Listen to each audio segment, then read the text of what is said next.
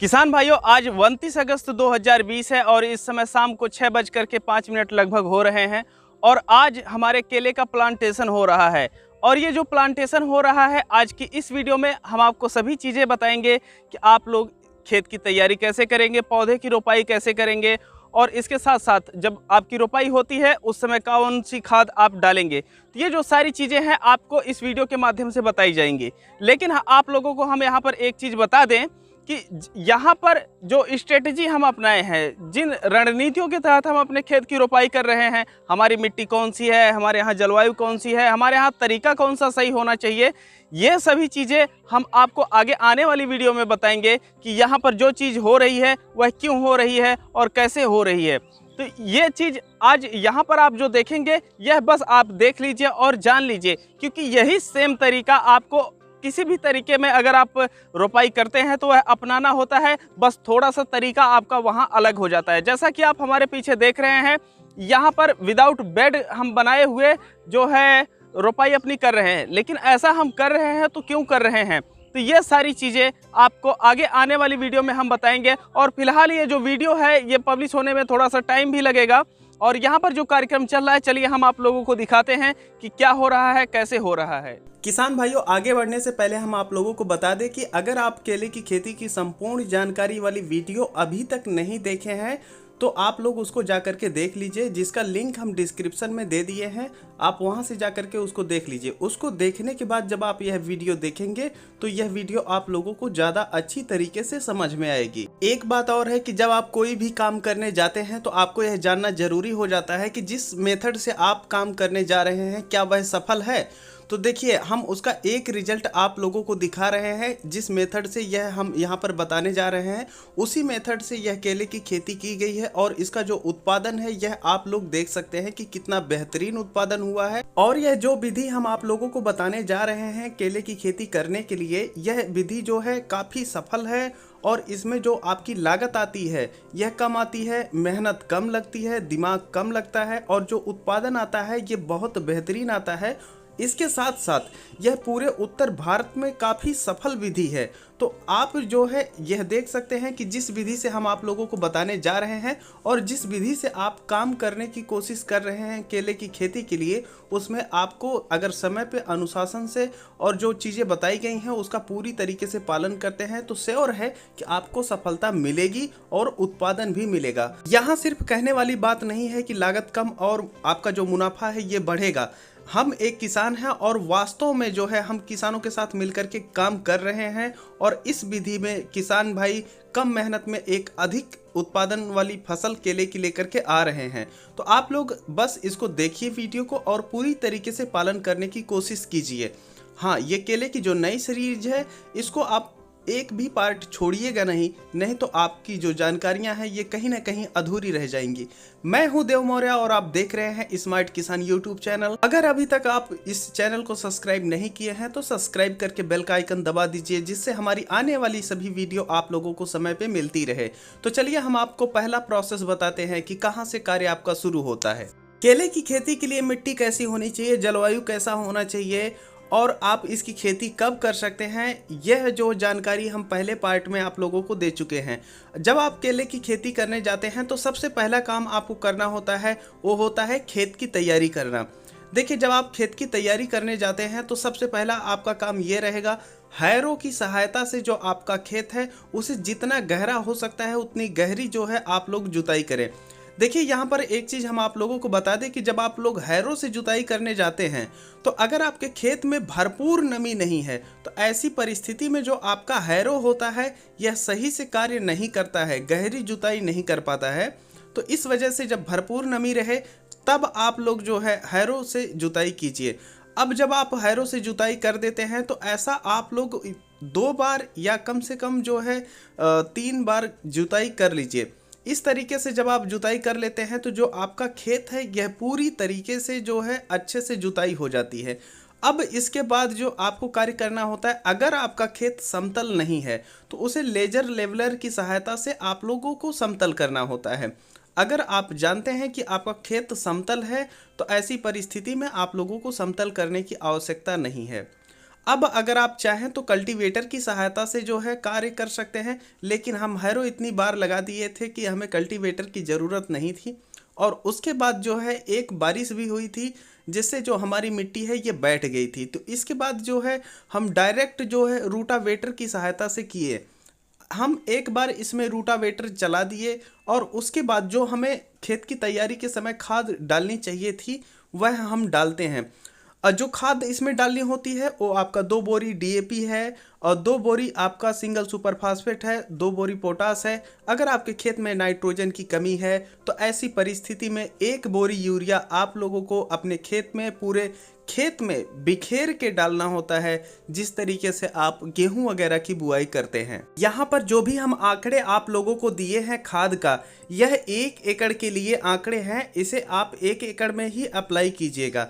जब आप ये कर लेते हैं तो उसके बाद आपको एक बार फिर ज़रूरत होती है रूटावेटर की सहायता से पूरे खेत की जुताई करना।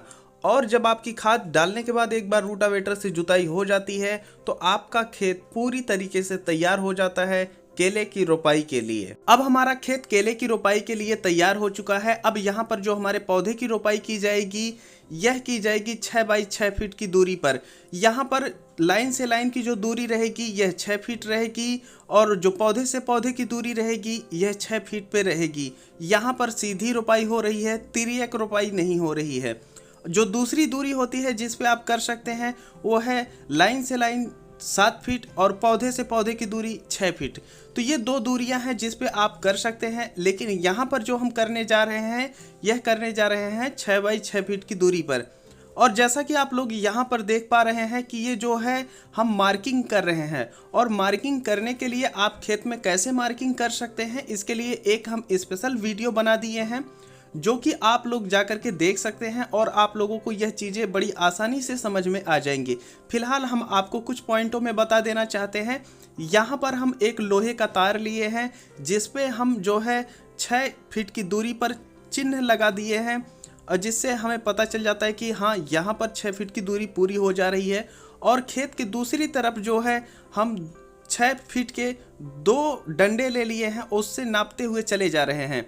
और ये जो चिन्ह लगा हुआ है लोहे की तार पे, इस पे हम चूना गिराते हुए चले जाते हैं। चूने से हमारे खेत की मार्किंग भी हो जाती है और यह कैल्शियम की पूर्ति भी करता है, फंगस को दूर भी रखता है।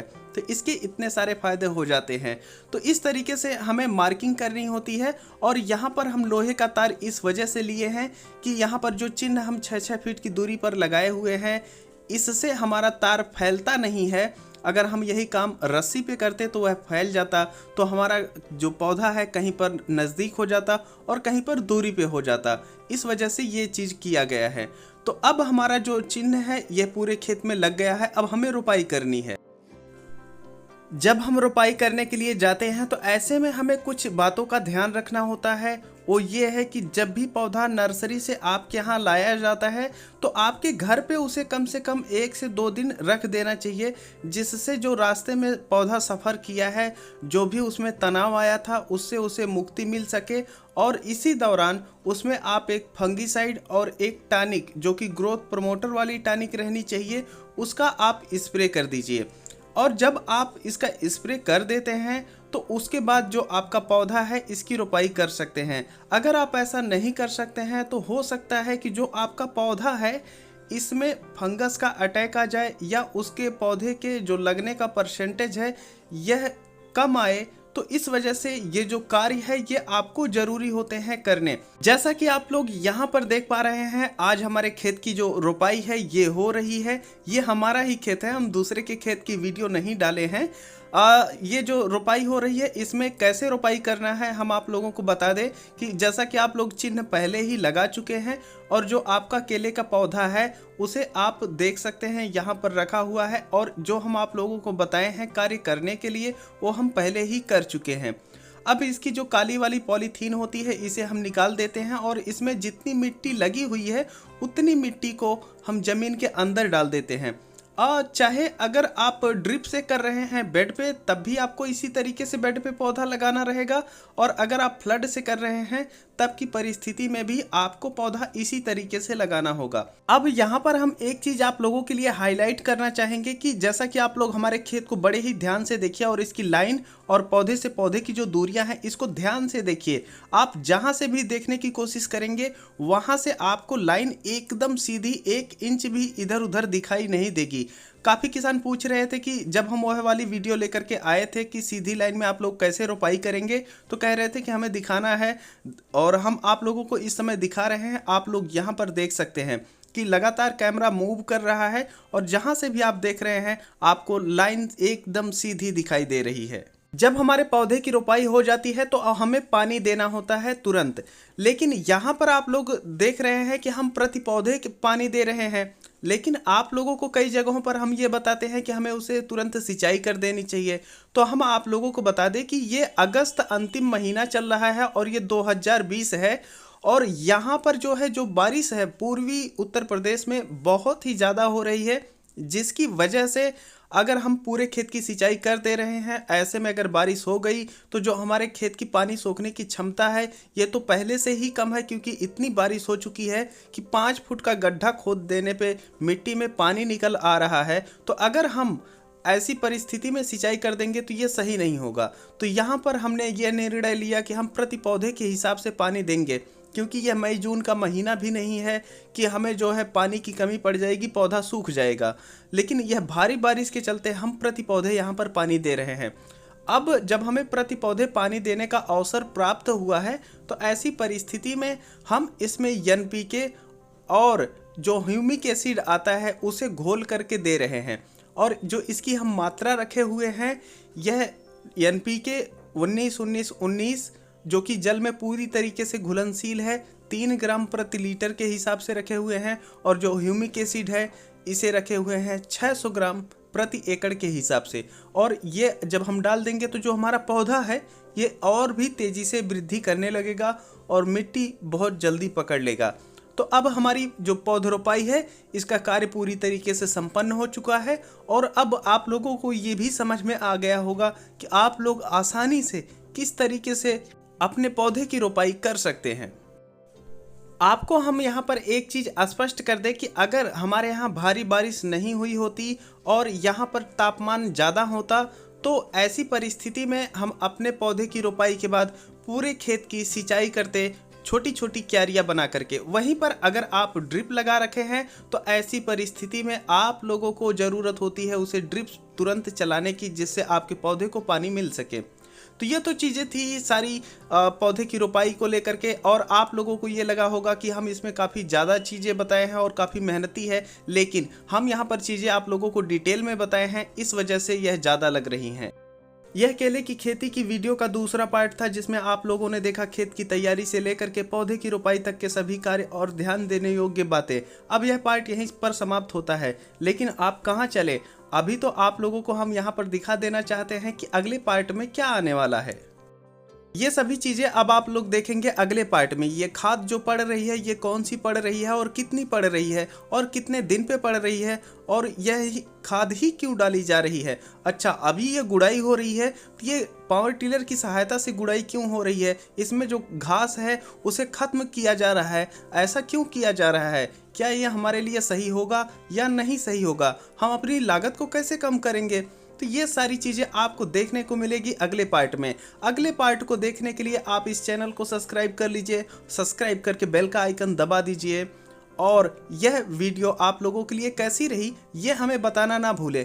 आप लोग केले की खेती करना चाहते हैं तो हमें बताएं, और अगर आप लोग हमसे संपर्क करना चाहते हैं तो आप लोग हमें संपर्क कर सकते हैं डिस्क्रिप्शन में दिए गए व्हाट्सएप नंबर के जरिए। और अगर देव मौर्या से डायरेक्ट संपर्क आप लोग करना चाहते हैं तो इसके लिए हम अपने फेसबुक पेज का लिंक दे दिए हैं, आप लोग जा करके वहां पर हमें डायरेक्ट संपर्क कर सकते हैं। लेकिन जब आप लोग वहां पर मैसेज करें तो हाय लिख के ना भेजें, आपकी जो पूरी बात है पूरी बात को एक ही बार में लिख करके भेज दीजिए। अब हम आप लोगों से मिलते हैं एक नई वीडियो में, एक नए पार्ट में। तब तक के लिए चलते हैं। जय जवान जय किसान।